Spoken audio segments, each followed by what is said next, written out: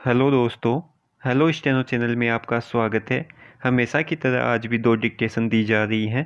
पहली डिक्टेशन की speed 75 word पर मिनट की होगी और जो दूसरी डिक्टेशन दी जाएगी उसकी स्पीड 100 वर्ड पर मिनट की होगी। जो पहली डिक्टेशन हमेशा की तरह न्यूज़पेपर से दी जा रही है और उसके जो हार्ड वर्ड हैं वो इस वीडियो के शुरू में दिए जा रहे हैं ताकि आपका कोई भी वर्ड ना छूटे। अतः आप इन हार्ड वर्डों को पहले देख लें, उसके बाद में डिक्टेशन लिखे। तो जो पहली डिक्टेशन 75 वर्ड पर मिनट की स्पीड में दी जा रही है वो स्टार्ट होगी 10 सेकंड बाद।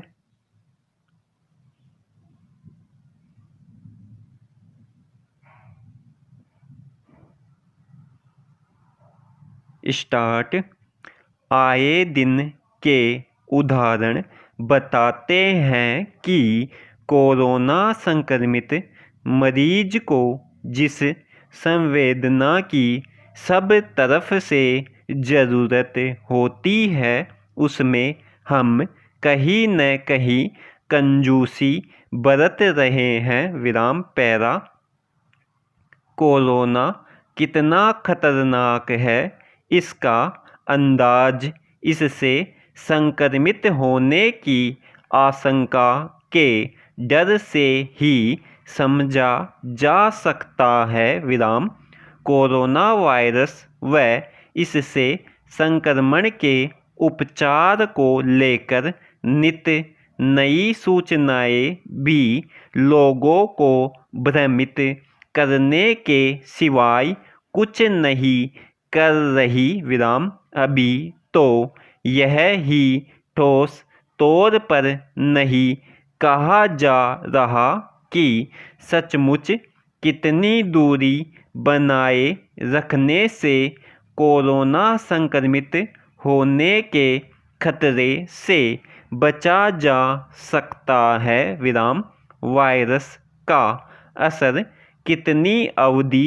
तक रहता है इसको लेकर भी अलग अलग राय सामने आ रही है। विराम ऐसे में जब सब कुछ अनिश्चय से भरा हुआ हो, कोरोना संक्रमण के खतरे को टालने का सबसे बड़ा उपाय बचाव व जागरूकता ही रह गई है। विराम बीमारी से लड़े बीमार से नहीं का स्लोगन भले ही कोरोना संक्रमण के खतरे को देखते हुए हर स्तर पर प्रचारित किया जा रहा है, लेकिन आए दिन जो उदाहरण देखने को मिल रहे हैं उससे ऐसा लगता है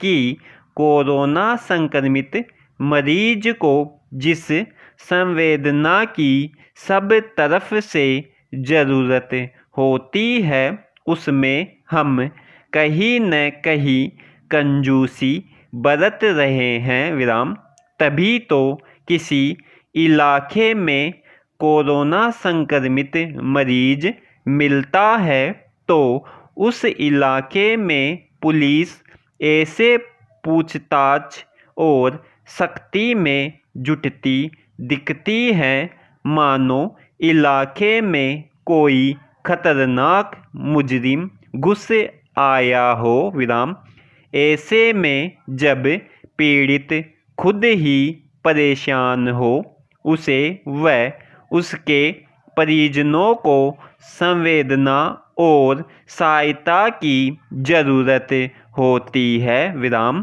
कोरोना के केस जब आने ही शुरू हुए थे तब तो सरकारें भी इस महामारी से निपटने में चुस्ती दिखा रही थी। विराम लेकिन अब सिर्फ आंकड़ों के जरिए कोरोना से लड़ाई का माहौल दिख रहा है। विराम कोरोना संक्रमितों की मौत के मामलों में भी राज्यों में विवाद के हालात बन रहे हैं विराम पैरा।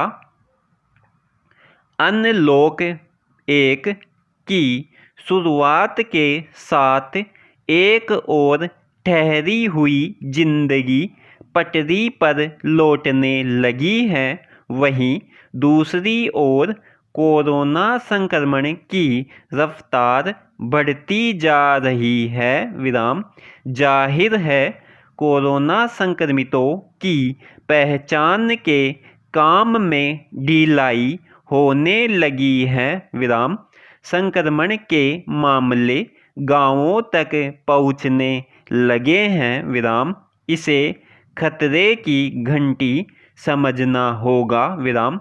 सबसे बड़ी ज़रूरत यही है कि हम सबका व्यवहार, जिनमें मरीजों के परिजनों से लेकर डॉक्टर, चिकित्साकर्मी व सरकार सब शामिल है, मरीज को संभल पहुंचाने वाला होना चाहिए विराम। क्योंकि संक्रमण के इस दौर में खुद को बचा लेना ही काफ़ी नहीं है विराम। हमें यह भी याद रखना होगा कि जो बर्ताव आज हम किसी के साथ कर रहे हैं, वैसा ही बर्ताव कभी हमारे साथ भी हो सकता है विराम। इसमें दो राय नहीं है कि शुरुआती दौर में सीमित साधनों के बावजूद कोरोना संक्रमितों के उपचार के प्रभावी प्रयास हुए हैं विराम। लेकिन बढ़ती रफ्तार के दौर में यदि उपचार में शिथिलता आ गई तो मरने वालों के आंकड़ों का ग्राफ बढ़ने को कोई नहीं रोक सकेगा विराम। चिंता इस बात की है कि बीमारी से जूझ रहे कोरोना संक्रमित उनके साथ किए जा रहे बुरे बर्ताव से मानसिक रूप से पीड़ित न हो जाए विराम। सरकारी व निजी अस्पतालों में कोरोना संक्रमित मरीजों की जो आप बीती सामने आ रही है, वह ज़्यादा चिंताजनक है विराम। इसके लिए सरकार को सिस्टम में ज़रूरी सुधार करने ही होंगे विराम। जनता की जागरूकता और सरकार की सजगता से ही कोरोना पराजित होगा विराम। समाप्त। दोस्तों, यह डिक्टेशन 75 वर्ड पर मिनट की स्पीड में थी। आप इसका अभ्यास करें। अब जो नेक्स्ट डिक्टेशन दी जा रही है वो 100 वर्ड पर मिनट की स्पीड में होगी। तो डिक्टेशन स्टार्ट होगी 10 सेकंड बाद।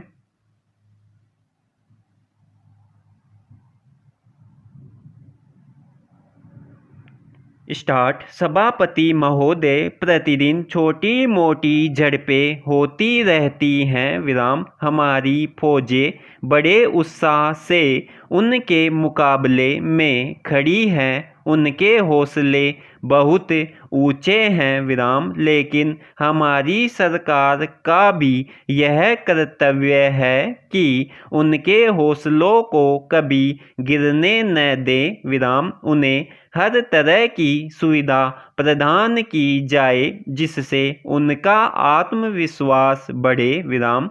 मैं मंत्री महोदय से अनुरोध करूंगा कि सरकार अपनी नीतियों के प्रचार का काम ठीक प्रकार से अपनी फौजों से करे।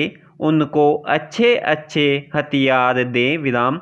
अनुसूचित जातियों और आदिवासी जातियों के आयुक्त ने जो अपना प्रतिवेदन प्रस्तुत किया है, उस प्रतिवेदन को देखने से यह प्रतीत होता है कि इसको तैयार करने में उन्होंने बहुत परिश्रम से कार्य किया है विराम। इसके लिए मैं उनको और उनके सहयोगियों को धन्यवाद देता हूं, परंतु साथ ही साथ इस प्रतिवेदन के संबंध में कुछ आवश्यक निवेदन भी करना चाहता हूं विराम। पहली बात तो यह है कि इस प्रतिवेदन को देखने से ऐसा प्रतीत होता है कि इन कार्यों के लिए जिस धन का उपयोग होता है वह 3 साधनों से उपलब्ध होता है, केंद्र सरकार द्वारा, राज्य सरकार द्वारा और कुछ गैर सरकारी संस्था द्वारा विराम। प्रतिवेदन के अनुसार जितना धन इन कार्यों पर व्यय करने के लिए दिया जाता है उतना धन पूरी तरह से व्यय नहीं हो पाता विराम। मैं यह नहीं कह सकती कि आवश्यकता से अधिक धन दिया जाता है या कार्यकर्ताओं को वह धन प्राप्त ही नहीं होता, जिसके कारण से वह बिना खर्च हुए बच जाता है विराम। मैं तो यह चाहता हूँ कि जितना धन दिया जाता है उसका पूरा उपयोग हो और आयुक्त को यह न कहना पड़े कि इस कार्य के लिए जितने धन की आवश्यकता थी उतना धन नहीं मिल पाया और विवश होकर हमको उस कार्य को बीच में ही रोकना पड़ा विराम। पैरा जहाँ तक राज्य सरकारों का संबंध है, बहुत सी राज्य सरकारें अभी तक इस कार्य में असावधानी से काम ले रही हैं और इस कार्य को उपेक्षा की दृष्टि से देखती हैं विराम। आयुक्त ने इस बात की शिकायत की है कि बहुत सी राज्य सरकारों ने अनेक पत्र भेजने के बाद भी अभी तक अपनी रिपोर्ट नहीं भेजी है विराम। मैं चाहता हूं कि सरकार इस तरफ निष्ठापूर्वक ध्यान दे, राज्य सरकारों पर दबाव डाला जाए कि वे इस दायित्व के प्रति सचेत हों और आयुक्त को उनके कार्य में पूरा सहयोग प्रदान करे विराम। समाप्त। दोस्तों, यह जो डिक्टेशन थी ये 100 वर्ड पर मिनट की स्पीड में थी। इसमें टोटल 400 वर्ड दिए गए हैं और अगर आप इस चैनल से पहली बार जुड़ रहे हैं तो चैनल को सब्सक्राइब जरूर कर लेवें।